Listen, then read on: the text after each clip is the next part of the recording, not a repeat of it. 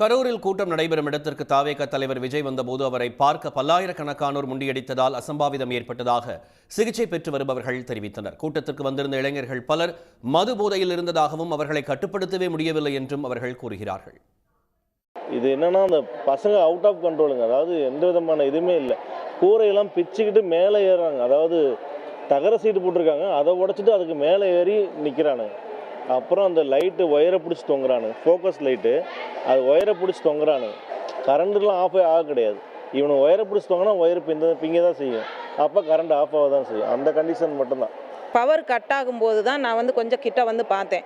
அப்போ எல்லாம் வதவதன்னு எல்லாருமே கத்தி கதறல் போட்டு கூச்சல் போட்டு அழ ஆரம்பிச்சிட்டாங்க. குழந்தையிலிருந்து எல்லாம் கீழே விழுந்தது கூட பொறுப்பட வைக்காமல் அந்த இருட்டுக்குள்ளே யார் யார் எங்கே விழுந்தாங்கன்னே தெரியல. கரண்ட் கட் ஆனவொன்னே அதுக்கப்புறம் எல்லாம் ஒருத்தர் மேலே ஒருத்தர் மீச்சு ஏறினாங்க. அப்புறம் அந்த கூட்டத்துக்குள்ளே இருக்கவங்க செருப்படுத்து இவர் மேலே, தலைவர் மேலே, விஜய் மேலே அடித்தாங்க. அது யார் என்ன ஏதுன்னு தெரிலைங்க சார். ஆனால் உள்ளே ஒரு சிலர் பசங்க எல்லாம் தண்ணி அடிச்சிருந்தாங்க. சின்ன சின்ன பசங்க இவங்கெல்லாம் கட்சி கொடி அவர் கொடியும் தான் போட்டிருந்தாங்க. அது யார் எந்த கட்சி என்னன்னே யாருக்கு தெரியாதுங்க சார், நம்ம சொல்ல முடியாது.